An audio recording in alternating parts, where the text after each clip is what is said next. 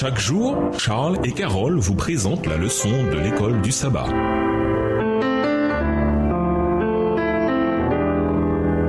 Bienvenue dans votre émission. Dieu nous parle.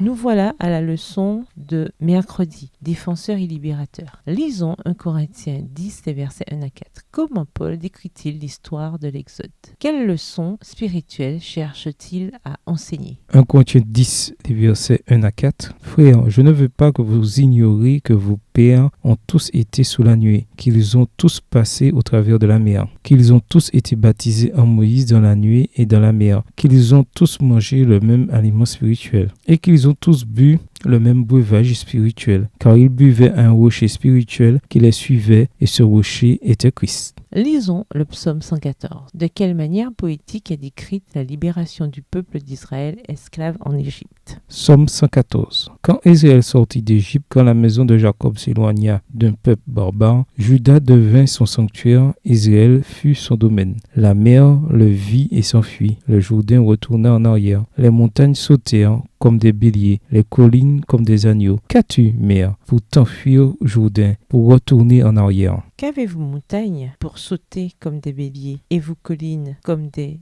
agneaux? Tremble devant le Seigneur, ô terre, devant le Dieu de Jacob, qui change le rocher en étang, le roc en source d'eau. Quelle représentation poétique de la merveilleuse libération de Dieu! Tout au long de l'Ancien Testament et même dans le Nouveau, cette libération du joug égyptien est considérée comme un symbole de la puissance de Dieu pour sauver son peuple. Dans ces versets de l'Épître aux Corinthiens, Paul fait de même. Il voit tous ces faits réels comme une métaphore, un symbole du salut en Jésus-Christ. Le psaume 114 décrit également la libération divine qui s'opère à travers la souveraineté du Dieu créateur sur les forces de la nature, grâce auxquelles il a sauvé son peuple lors de l'Exode. La mer, le Jourdain, les montagnes et les collines représentent les puissances naturelles et humaines opposées à Israël en route vers la terre promise. Deutéronome 1, le verset 40. Josué 3, les versets 14 à 17. Mais Dieu est souverain sur toutes ces choses. C'est vrai pour beaucoup des enfants de Dieu, quelle que soit l'époque et le lieu, le chemin vers la Jérusalem céleste est semé d'embûches. Les psaumes les encouragent à voir au-delà des collines, vers le Créateur du ciel et de la terre. Psaume 121, le verset 1. L'esprit du psaume 114 se retrouve dans le fait que Jésus calme la tempête et qu'il proclame que l'Église n'a rien à craindre car il a vaincu le monde. Matthieu 8, verset 23 à 27, Jean 16, verset 33. Les hauts faits du Seigneur en faveur de son peuple devraient faire trembler toute la terre devant sa présence. Psaume 114, verset 7. Ce tremblement ne doit pas être compris comme de la peur, mais plutôt de la reconnaissance et de l'adoration. Psaume 96, verset 9,